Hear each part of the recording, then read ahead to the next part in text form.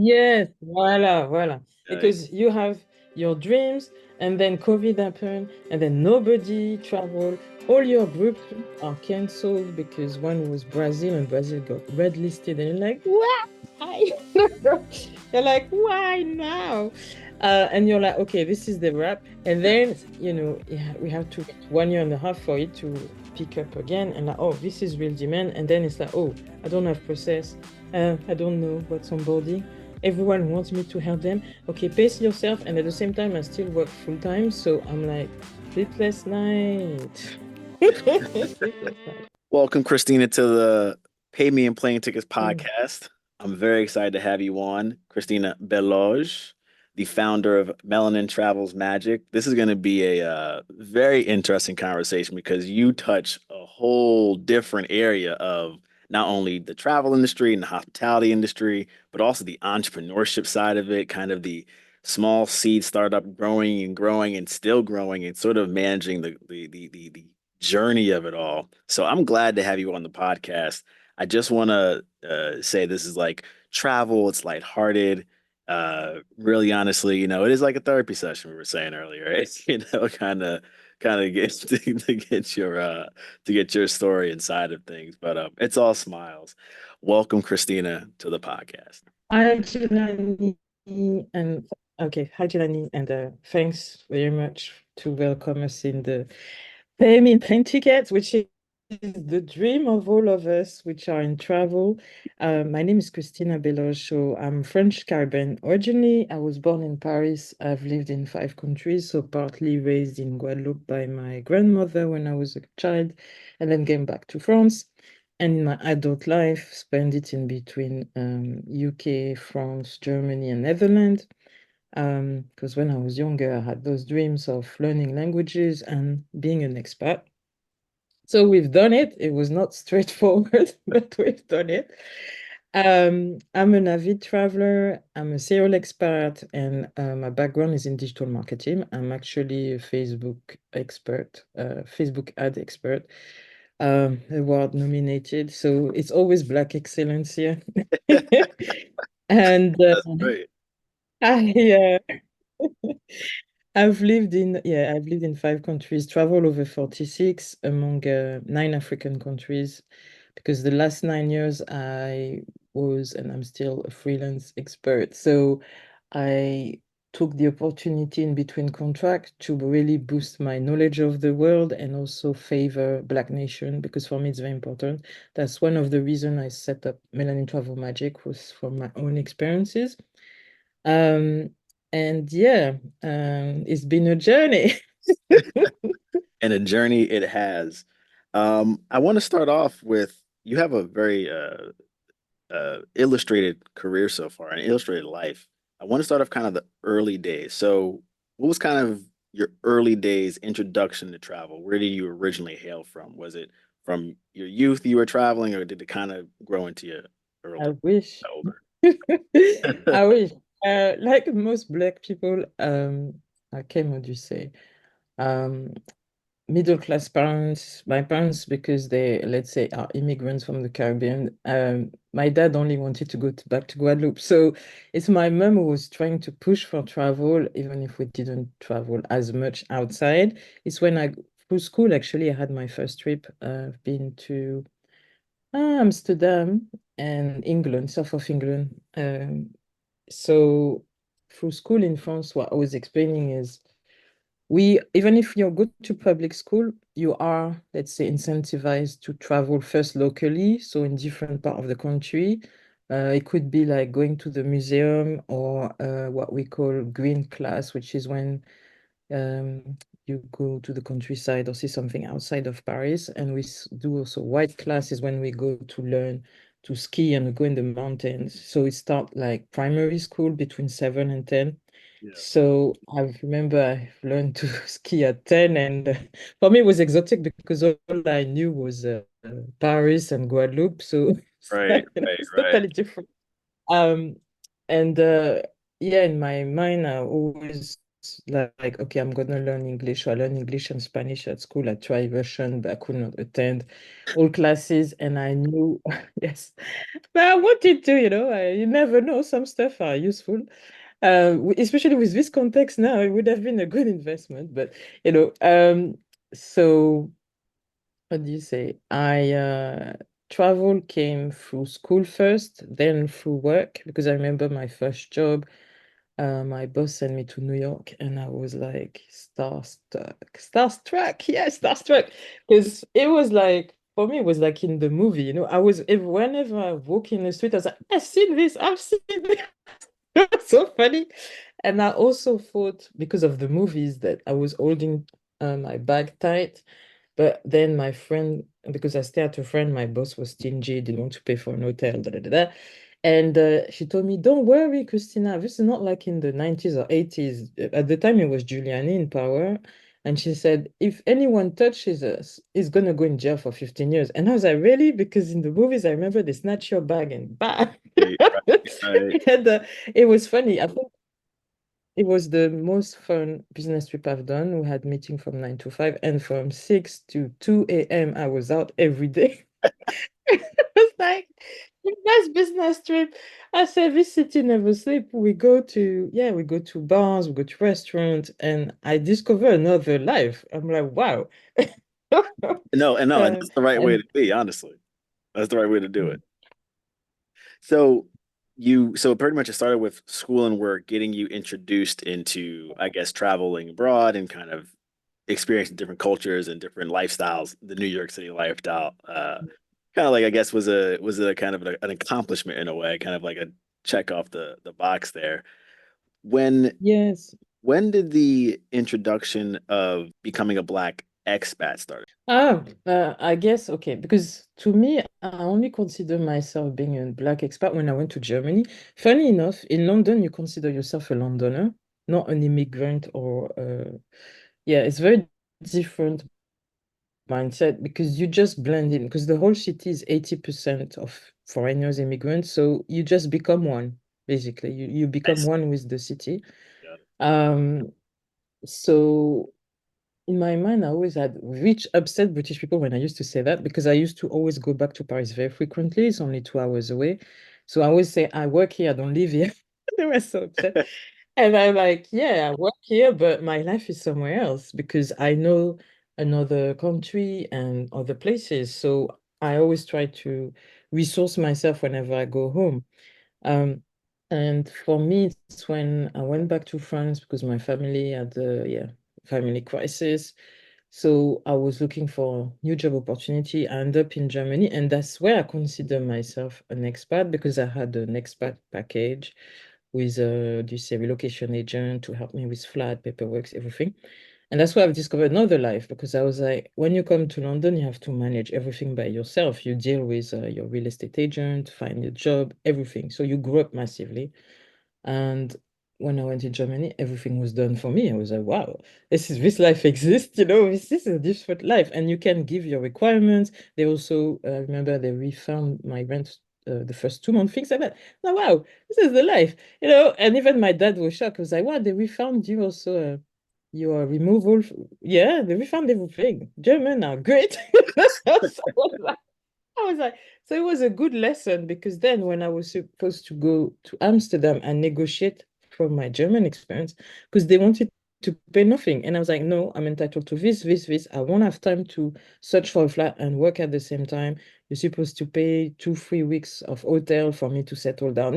I knew everything from that point, which is great because, I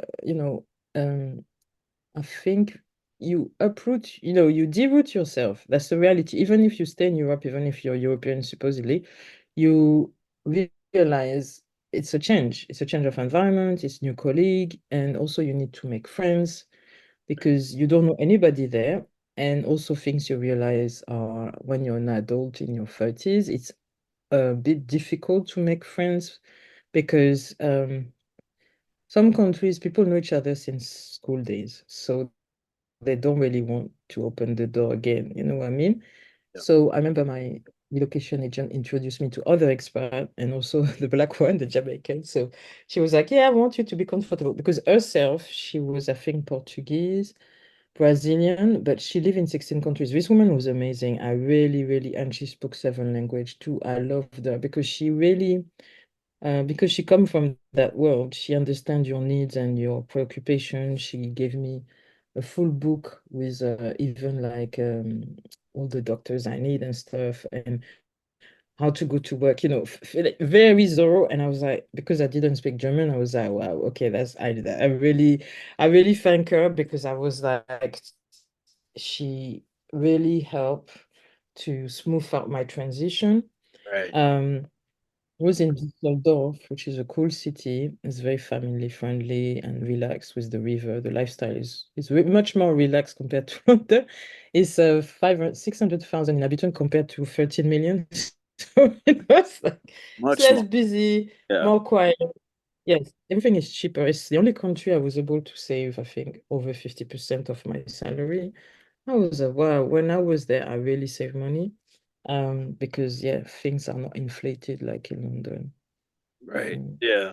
So life was a little bit easier during those stages. Yes, Yeah. And it seems like you yes. also had like an angel on your side. This lady who was, Oh able to yeah, she was great, very Fatima. Yeah, resourceful, always watching over you, watching out for you, making sure, you have, I guess, all the pinpoints in the city stuff all. yes. It was very helpful. It was very helpful. That's why I've learned, wow, having a relocation agent when you don't know the country, you don't know the language, it changed everything. Because you smooth out your transition, you're ready to move in. Basically, I think they start to do the search before I arrive. I stay 2 weeks in a hotel. I do the visit for 2 days. I decide which flat I want, and then boom, you can ship your stuff over. This was that I was like, wow, I was like, wow. Then I mean, I was looking for quotes. I remember my dad looked at me with all my cartons, and he's like, so what? You negotiate all this? I said, yeah, it's part of the package. Then you could negotiate other stuff, but it was reassuring to know that everything is taken care for you. And because yeah, I was working for a German retailer, which is a family-owned company. So I guess they're a bit more, even when I work there, they will take really care of their employees. So it changed from other places, let's say, because yeah, you feel taken care of. So you're not fearful as much as you would be in other places. Yeah, I think And it was how the best expat experience. Yes. and how long were you in Germany? 1 year and a half. Yeah. Oh, so relatively kind of short, sweet. Yeah, nearly 2 years. I follow back my boyfriend back to London, to be honest, because the reality is we still needed and wanted to progress. And this is the kind of place where you stay when I think you're more advanced in life and you want a peaceful family life, but then your career is kind of stalling because we, what do you say? Germans digitally, they're behind us in terms of But market. We are more in sync with US. So when you go back to Germany, you teach them and share all of your knowledge, but then your own level is not progressing. So yeah. oh, I see, I see. It's more it's a lopsided exchange when you're there. Yes. Because Understand. for me, that's why I've learned everything about social media. So it was a good step to learn new skills that I still use now. Mhm. Because I started as thing as community manager, then I went into paid social, which I still do. So being a specialist on social media advertising, which is very demanded. So it was a good move to go. And also I've learned everything about retail, some marketing, and we were also attending shows. I attended, what do you say, flagship store opening, so many things that I never knew, because you never knew that side. You're a consumer, you go to, your Zara, Primark, blah, blah. But because of that, I've learned the game behind quick, fast fashion retail, the Yeah, way no, it's a game. It's a complete a game. game. It's a game. It's true. Yeah. It's a game. There's lots of tricks. So it's still, and then I've worked a lot for fashion retail, e-commerce, luxury, every industry. I think when you contract, done automotive, B2B, media. I've done everything, and it's kind of fascinating because when you first start, you feel like you're stuck in one industry, but in fact, a real marketer should know how to market anything because it's just audience messaging, creative, to simplify it. Mhm. But for me, I felt like, yeah, I've worked hundreds of campaign, but I love this career because it's like challenge every time. It's like, how are you going to achieve your goals? Which tool and strategies are you going to use? So it's never the same. So it's not boring at all. And also social media was evolving so much, to be honest. Some platforms disappear, some pop up. So it's never boring. Mm. Right. There's a lot of movement in that space. So I guess it does talk to it's very entertaining watching Yes. the movement Yes. of it all. Sometimes it's lots of hard work. Like I remember when I worked in sport, I was dead because sport is 7 days a week, and especially football is the biggest. So it's Friday to Sunday, and I didn't realize, man, I need my weekend, so I can't stay there. I can't stay there in the street. You know, that's true. So it's also things that you learn, you live and learn basically. All the sacrifice behind those big athletes. There's Yeah, yeah. marketers behind them. So, yeah. So you've you were introduced to the travel world, to the hospitality world through school and work. You did also spend time on your own being an expat of XY country. You've had all this experience. What led you to found your own firm, Melanin Travels Magic? And Oh, what was the inspiration behind that sort of two, creation? okay, I think there was two reasons. First, I went to, what do you call it? Ghana, the year of return.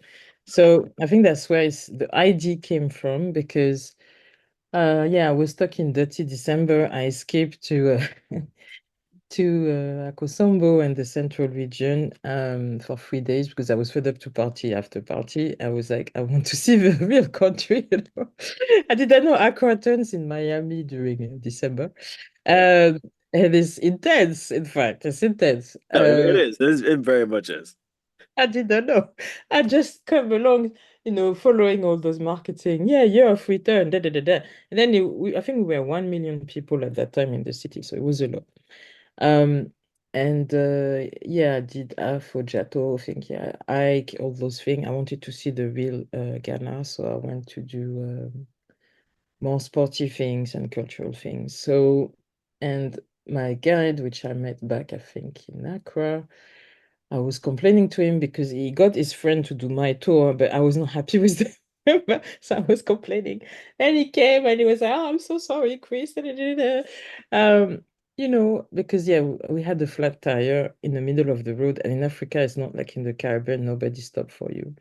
It's very Yeah, crazy. there's no AAA. Yeah, there's no AAA, there's no one helping you.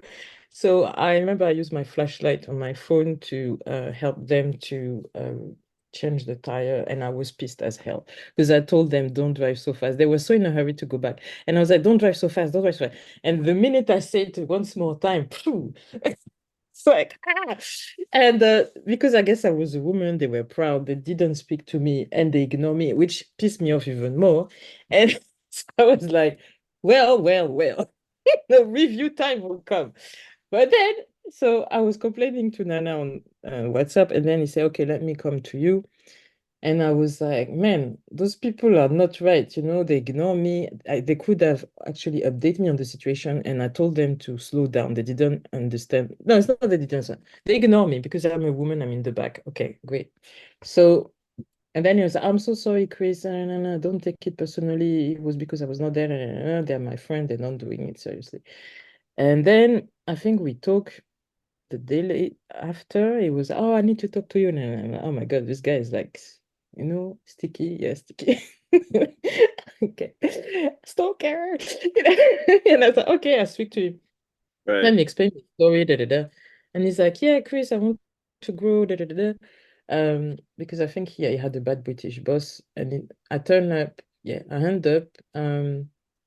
We talk about future, and he was like, okay, this is my plan. I want to launch my company. And I invested in him, and in return, I had to create my own company here. That's the story because our first business was to be a group trip together, but then come back in Jan, then March is COVID, the crazy life. So Right. I was like, what the hell is this? Because in my mind, I'm so positive, I believe COVID will last 2 months, it lasted 2 years.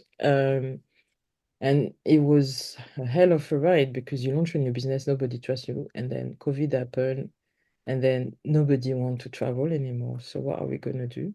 It was a dilemma. Um, yeah, so I decided to do content marketing, and that's how I started all my first interviews, writing, being on IG Live, talking about travel, my passion, to gather momentum. And then we finally ended up doing the first trip, I think, in December 21, but we had much less people. And then since June 22, it's been nonstop, 160 clients. So I always say this story of from 60 rejection during COVID for all kind of reason. Why? Because some black people were not trusted. You just started, you're gonna steal money, you know, and you're like, "Oh, God, I need to start somewhere, man, or they just like tell you all kind of stories.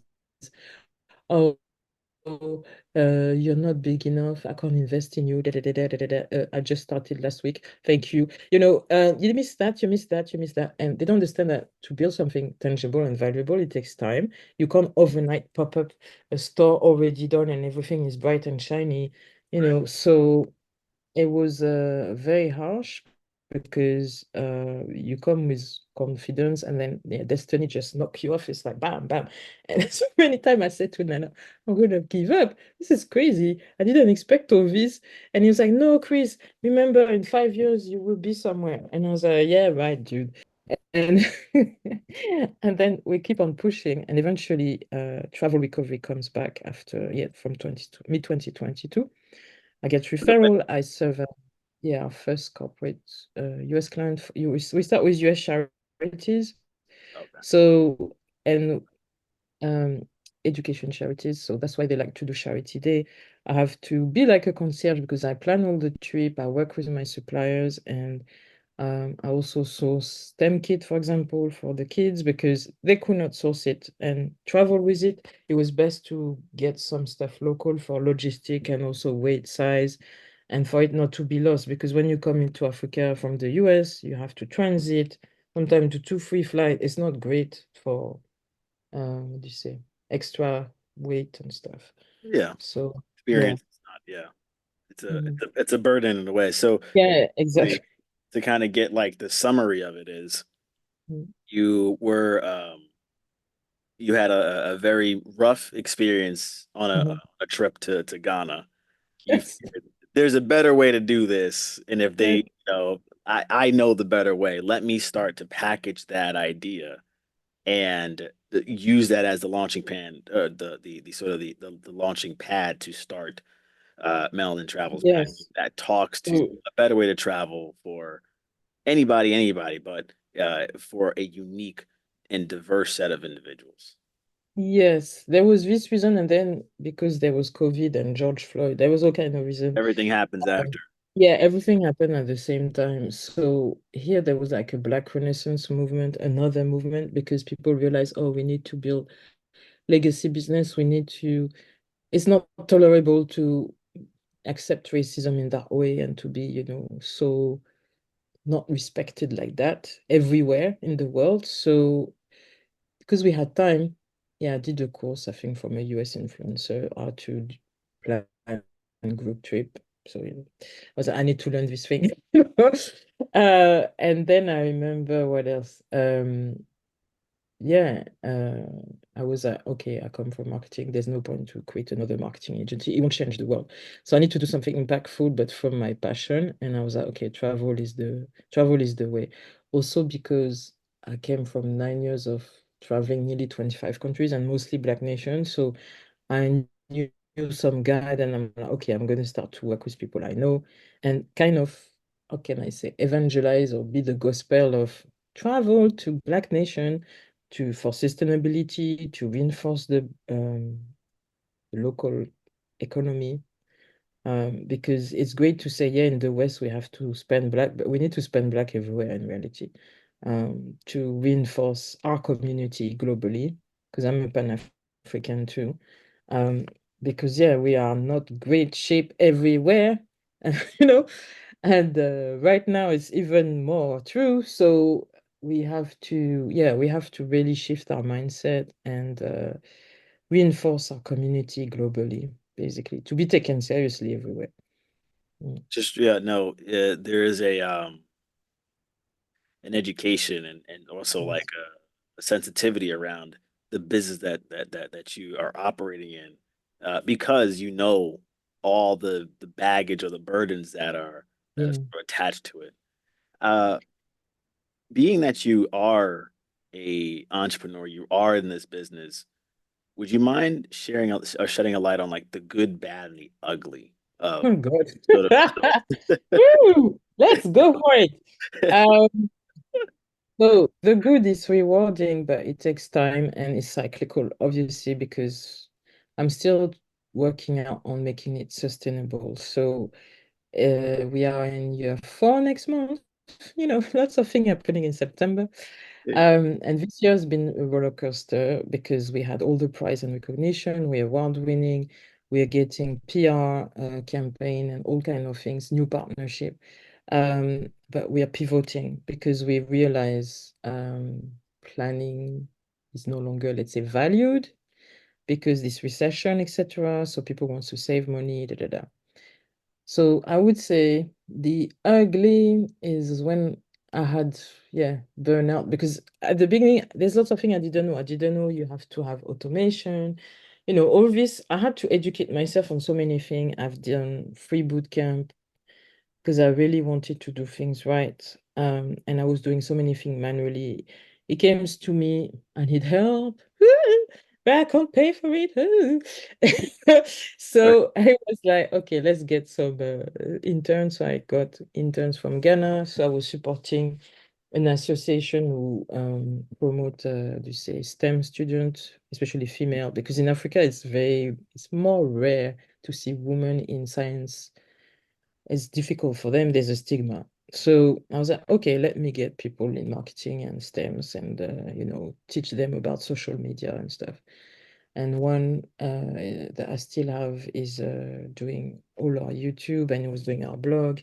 So I trained them up, skilled them up, paid them some training, and they really helped me. Um, so that was the good. The ugly side is when you burn out because you don't have the system. You don't know all this. You know how to do it in your job, but you don't know how to do it for yourself. So yeah, you burn out because your first customer, you want to make things right. You act like a concierge. They call you at between 11 and 1 p.m. because she's in Jamaica. She doesn't realize, hello, I'm sleeping.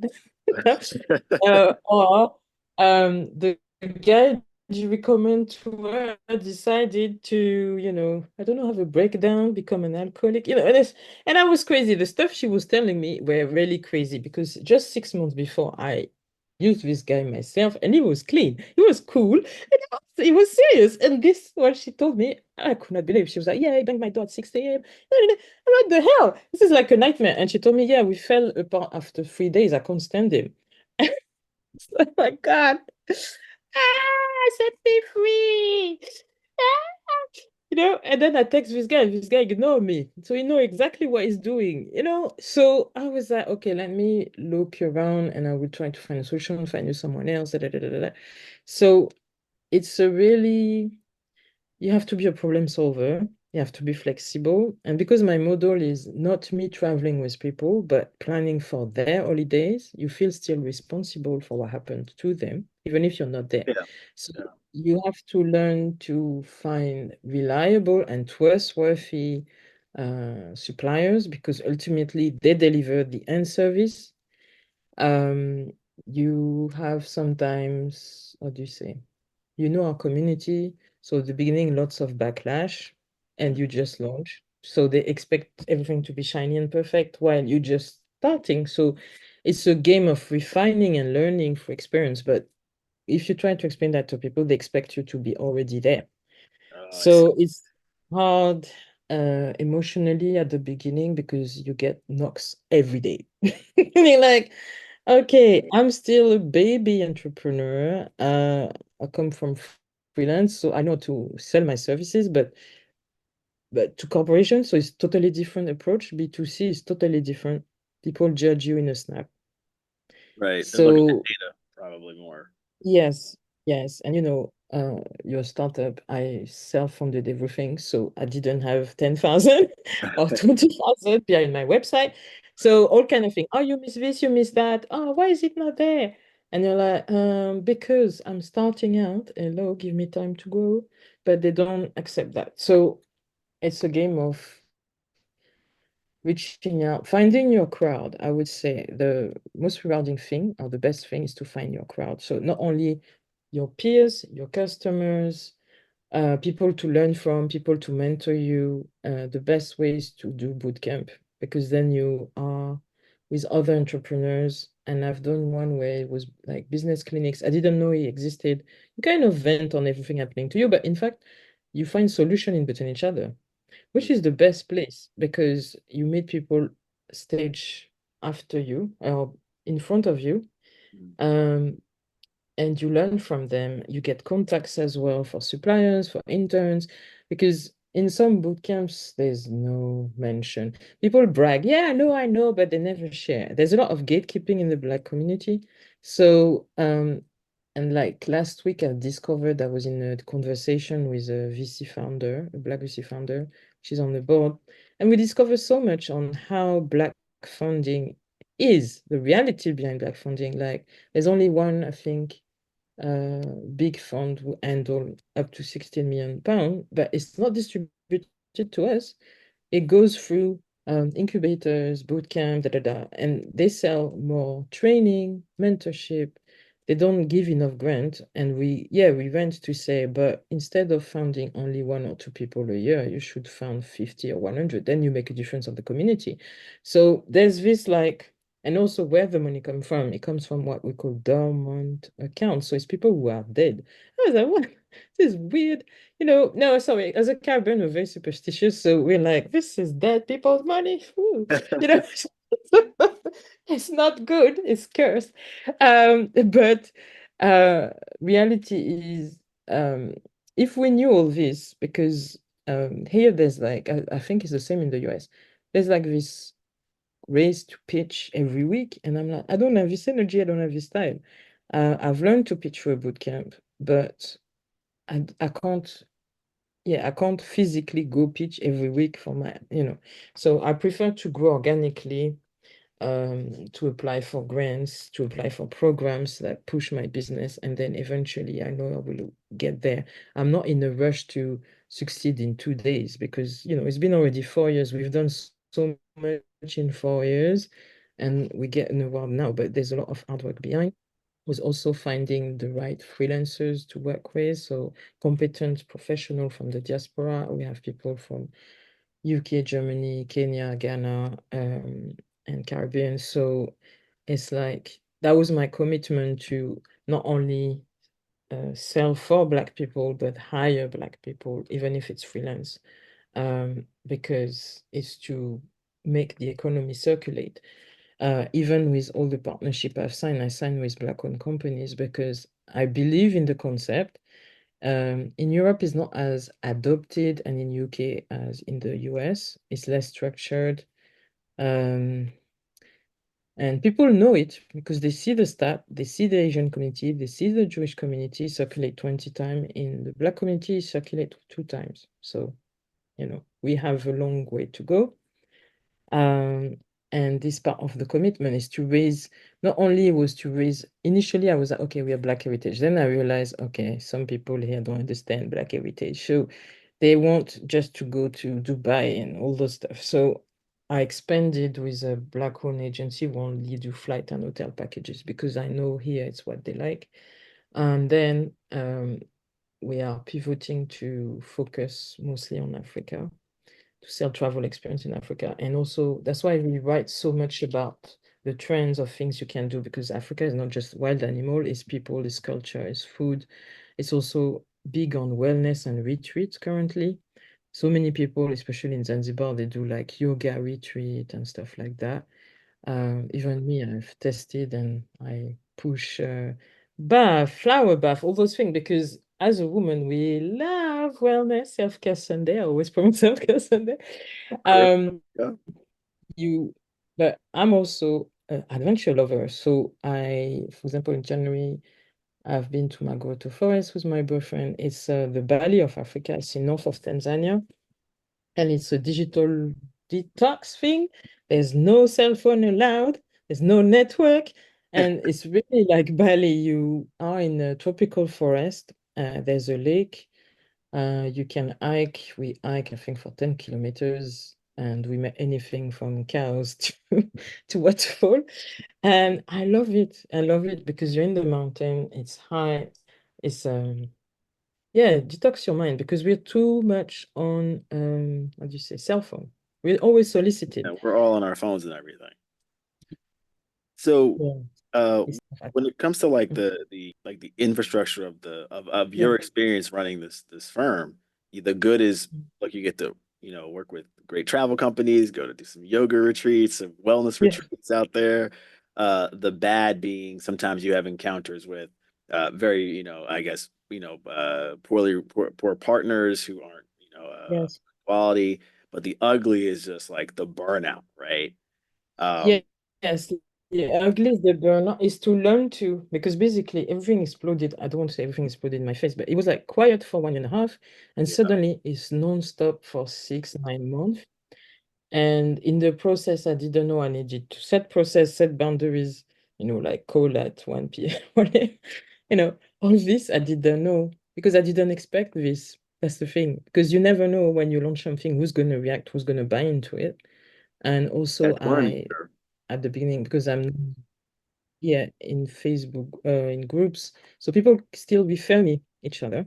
So I didn't know all this because sometimes you're like, oh, you're in your world. Yeah, let me do my podcast. So like I did podcast interviews. I wrote in papers about, for example, traveling in Ghana, traveling in Egypt, da da da. But suddenly it's like you were alone, and suddenly it's like, hey, can you help me? Can you help me? Yeah, da da da da da. Da. And then, okay, okay. I didn't have a process. I don't, what is onboarding? All this, it's like, hey, please save me because you're used to do you calculate, do your thing. And then suddenly it's like, no, you need to improve the way you work because otherwise you're going to. And then I'm like, okay. It's the same. This summer is the first time I got in real life 9 interns. And for me, it was a big step because I basically map out 15 projects in Trello and I'm like, okay, this is for you now. So for me, it's like ending off a big part of the baby, whether through email, Pinterest. Um, yeah, there was different element, email, Pinterest, blog, because I need help to generate more article. And so it's the first time I detail the workflow of everything. So it means everything comes out of my head. And I remember I congratulate them. I was like, oh, man, I'm so happy because it took a big, especially I think as women, we are very emotional. So for me, is we have attachment, to this.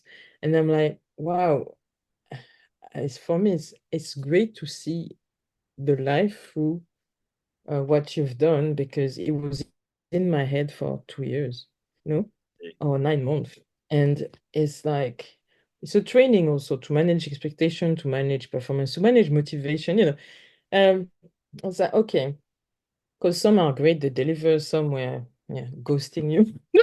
So this is the ugly side is people who play in the interview. Yeah, I'm interested, and then they disappear for 3 weeks. Uh, and then I complain to carrier service. So it's learning again who to work with, which university have serious people, which university have non-serious people. So it's a big learning curve, but I think all in all, this year, I guess I'm a bit stronger, should I say, because of experience, but also being rewarded means you're validated. People see your work, they appreciate it. And because I applied to so many programs and some I've been part of, I went to look for what I missed because I have my vision in my head, but I didn't have the detailed roadmap. So the network you approach or you get into allow you to meet those people. Mm. So now Got it. So pretty much you went through the growing pains of starting. Yes, voila. Uh, Because you have your dreams, and then COVID happened, and then nobody traveled. All your group trips are canceled because one was Brazil, and Brazil got red listed, and you're like, why? You're like, why now? And you're like, okay, this is the wrap. Why am I bothering again? And then, yeah, we have to wait 1 year and a half for it to pick up again. And like, oh, this is real demand. And then it's like, oh, I don't have process. I don't know what's onboarding. Everyone wants me to help them. Okay, pace yourself. And at the same time, I still work full time. So I'm like, sleepless night. Sleepless night. so so okay, so you went through it, and then now you're in a stage with your firm where it's like you're noticing sort of this steady growth. You understand the system now. You put a lot of like control Yes, in place. You know who to work with, and your clients yes. are benefiting from this elevation in the product and service. Yes. It's a bit different. And also, we are pivoting because we're going to launch travel experiences. So anything from massage to safari Yeah. across. So we're going to do Kenya, Ghana, and Tanzania because they are the country I know the most. And also, we have the most demand. Because this year, for example, I'm mostly sold for planning Kenya and Zanzibar because people love to go there for their birthday. Yeah, special occasion. This year we only did special occasion, which was cool as well because it's a special touch. Yeah. And you make a difference at an important moment in people's life. So it's cool. Um, and yeah, next stage is to launch the online e-commerce and then hopefully become a millionaire. No, but yeah, to live from it fully and the model is changing, so it's going to be part going to trade shows and sell direct to clients and be online. I think it will work better because travel is a very seasonal industry. Um, and you learn every year is different. That's what I've seen so far. So I want to find a way to stabilize everything a bit. Yeah. Um, yeah, basically. To make it sustainable, I want to sell online a bit more, basically. Okay. Because planning is a bit random sometimes because sometimes you have demand like for 3, 6 months, then it stops. So if it's online, it's there all the time. And I come from digital marketing, so it makes sense. I know I come from paid media, so it makes sense for me because I know all the trick about promoting online. So Yeah. yeah. Okay. So pretty much you stated like what's the next level of Melanin Travels Magic. I do want to touch on one thing that you mentioned. You did do a time where you had to refresh like your marketing Yes. Oh my agent. God. Jump into that a little bit. But Yes. that's a very important point. That I So think shows that your devotion to grow and learn and especially in yes. the travel space. So first, I would say last year we had our biggest client. I went crazy on spending. I hired, I think, a social media manager because I wanted to delegate and not burn out. For example, she was taking care of Instagram. I hired some consultant in social media because I was like, but in fact, it was the algorithm. There was like, you know, you freak out when you see everything you do is panning out, and then you're like, it's not that deep, man. So now I know more because I've done webinar, other training, we launched on Pinterest and all those things. But before I was freaking out because I thought everything would has to be on Instagram. But no, I've seen we've grown our email. We changed to MailChimp. I got one intern to set a sequence, all those things. I didn't have time before because I was always in promoting and grinding and serving. Basically, last year was serving, traveling. I've paid trips for everybody. When I say that, people are like, really? I say, yeah, because I sent my cousin to Madagascar. We won our first farm trip, but it was the same time as Black Travel Expo. So I could not be both in Africa and in US. So I've been to the US, Eve been to Africa. So it was great. I sent some of my intern to festival in Ghana, first time in Accra. Everyone was moving somehow, because I wanted to motivate and also say thank you for, because they were what do you say, volunteers. So I was like, okay, at least, okay, I'm not paying you, but I'm paying you in training and in trips. So it's, I'm actually part of your motto. I pay them in plane ticket. You that's the Right. reality. Um, and so last year I've learned from this consultant that I took how to what I was missing was hook and structure in my reels, things like that, planning also, because my social media manager showed me that you need to plan your calendar, no? And I was kind of doing everything as the go. The agenda was pushing my own travel because I didn't have the insight to do all this. So I was like, okay, because in 2022 I traveled in 6 or 7 countries, there was so much content. And then because I start to have customer, I can also push theirs. So it becomes a bit more varied, but I didn't know how to do the hook, sequence, series thing. Yes, and also diversify from social media, push your own newsletter, da da da. I was doing one a month, but now I changed to MailChimp. You have so much more stats. You can analyze everything. Last year, our interns did so much for YouTube. I did lots of interview of other, let's say, influential Black or diasporan travelers because I wanted to showcase European, Afro-American, but also African traveling because there are a lot of Nigerian and Cameroonese. They're the one who travel the most. So I wanted to showcase possibilities because for me, it's not just helps you to travel. We have to build the brand is about an ecosystem who showcase positive image of Black people traveling. Because in the mainstream traveling industry, we're not being featured. That's the reality. And we have different concerns, especially as Black women, about our safety, because it happens to me as well.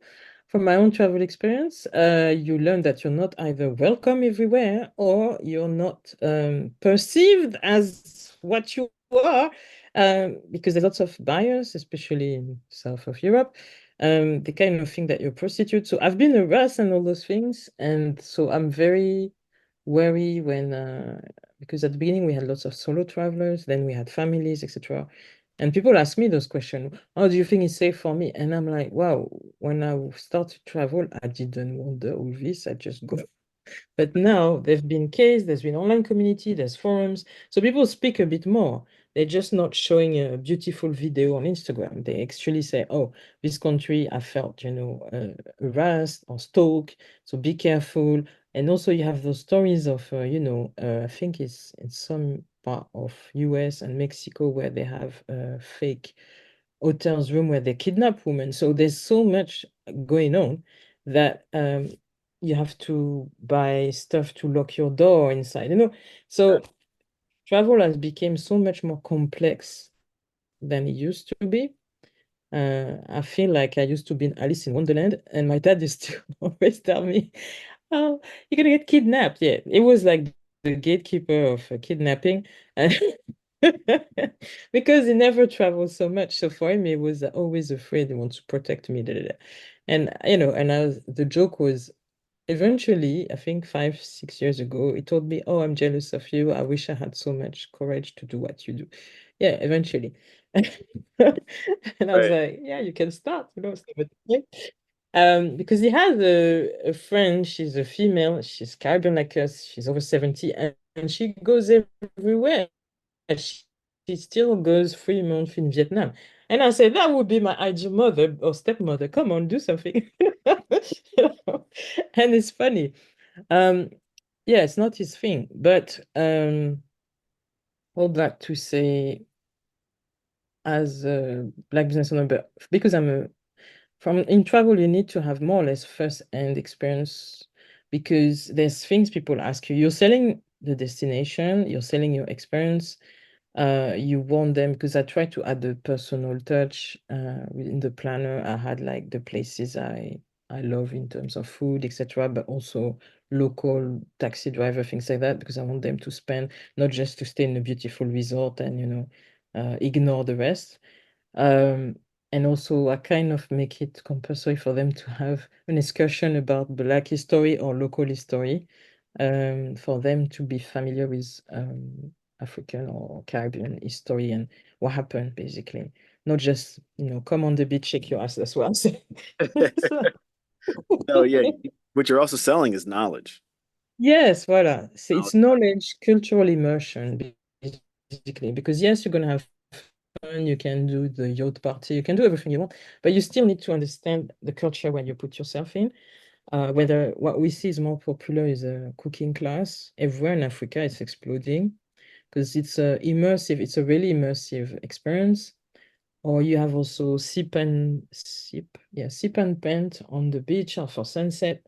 This kind of stuff are cool. Because you're outside. We're outside. We're outside making memories. And it's a different from just laying on the beach sipping cocktail. So Wonderful. yeah. I definitely agree with your approach, and basically it is um, refreshing your marketing knowledge also led you to understand that you had to diversify from one particular platform. Yes. This diversification and this extra knowledge also is important because of you are selling knowledge, you're selling experience, but you're learning that, okay, as a Black female traveling, there are certain aspects that are coming to your head that wouldn't hit, Yes. such as mine or any other particular. Yes. Other people, exactly, exactly. Because other communities will not be concerned so much of harassment or safety as we do, because we go in some countries and, as my Spanish ex say, "Oh, I only saw black people on TV." So like in this era, you've only seen people. Sorry. Another conversation with that guy. So how was that? Okay. Ah, my God. Because sometimes I'm like, in Japan, I was respected because some people say if you go to Bali or Thailand, especially a black woman, people will start to touch you, grab your hair. Da, da. The only time it happens to me was actually in DC. I was in front of the White House taking picture, and a group of 20 Chinese women mobbed me and start to take my hair. And I was like, ah! I was like, no, no, no, because I did freshly bred Senegalese bread in me. And I was like, don't touch my I was like, I would never go to China and grab someone hair and touch them like that as if I'm a toy or something. This was the worst experience ever. I was horrified and I started to scream because I'm like, what the hell? This is in front of the White House. And it was during Barack Obama's time. So it's not like you've never seen a black person. I was like, what the hell is happening with I'm those sorry tourists? that happened. You don't do that. Yeah, I'm sorry to have Etiquette, etiquette. anything Yeah. because DC is one of my favorite No, cities. but it's not you, it's them. So, Yeah, no, I just like I'm okay. shocked Yeah, at because my brother. what happened. Yeah. I So was shocked too because this is yeah. Mhm. no. So what I wanted to bring up and kind of entail is like this experience is how you're able to elevate the business with this extra knowledge you have, Yes, also extra care and that the service. you put to your Yes, product and service. Uh, yes, I know that there's so much more to your business and also to your story and journey. But pay me plane tickets, we don't want to take up too much of your time. We know that you have like so much of your day. yeah. No, I'm not sorry. I do want to make sure that we don't steal so much. We got to get you on for a part two, honestly, to like get it back. But Yay! Yeah, let's talk in one no, year you have a when very we are millionaire. oh, yeah. When you come back, we're all millionaires, right? Well, you have a very rich story, and I do want to extrapolate more on that. But to kind of like you know uh give the listeners a bit of a quirky side of yourself here. We ask these like pay me in plane tickets questions to kind of see where you fall on the spectrum. Tell me when you're ready. Let Ooh, me ooh. know when you're ready. So I'm before ready. I'm ready. I'm you're ready. ready. So, um, we're speaking of becoming millionaires, right? We're speaking of becoming Yes. millionaires. So, if you were to be paid in plane tickets, Hmm. which airline are you choosing? Um, Qatar. No, I've been to Qatar already. I'd like to try Emirates. I've never tried it Oh, because so everyone rave about it, saying that is true. it's Everybody raves great. about Da, da, da. Emirates. Yes, yes. Yeah, They say it's well, I the need world to that try is it. neck. The So, top notch. Yeah, they treat you like a king and a queen. So I want to see that. and honestly, that's a very unique take. Like, even though we haven't tried it, we'd rather get paid in those plane tickets, even despite we haven't done Yes, it. yes. Like, To yeah. have the best experience. Uh, Uh, when you do travel, is it Airbnb or hotel? it Oh, depends where. Because I've done both. Like, for example, last time I've been in Zanzibar, I went in a family trip, so everything was paid for me. And I end up in a luxury 5-star, 4-star, the best. Hello.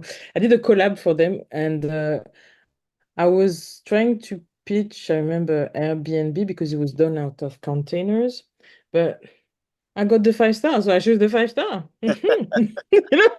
So I was like, okay. Sometimes it's like you have to jump on an opportunity. Sometimes it's like it depends on your budget. But usually, like when I went to Atlanta last year, I did kind of Airbnb, yeah, because it was cheaper than the hotel. Yeah. And it was nice because it was a real flat with 3 rooms and it was huge. I had my own massive kitchen. I loved it. So yeah. spacious, but it depends on the trip and the travel and the budget. Everything Yeah, kind it of. depends on the trip, budget, destination. Voilà. Mm. When you do travel, do you use a special travel credit card, debit card you use to get points or miles, or is it basic as you? So yes, I have my French Amex because it's linked to Air France. Actually, it saved me because last year I didn't have the cash flow to pay my ticket to Atlanta and New York, so I paid for my credit. Then I refund me because we had this big order. So and I paid less because I had points in 7, 8 years. Yeah. Oh, And we were upgraded as well. So I remember we went through the customs smoothly, yeah, in the US, in New York, because our ticket was upgraded. And I didn't know because he told me, show me your ticket, you can go through. And I said, yeah, man. I don't have to queue for hours here. Woo! So yeah, I was upgraded. The ticket was upgraded class, I think. So I've discovered those thing works because I always hear people talking about it, thinking it's a scam. I don't know. Yeah, it works because it lowers your fare and it also upgrades your class, so it works. Yeah. okay. All righty, all righty. When you do travel, is it a carry-on or check bag? Depends again because I've done Japan on a carry-on. Hello. But then when I go to Africa, I always have 25 kilos plus. So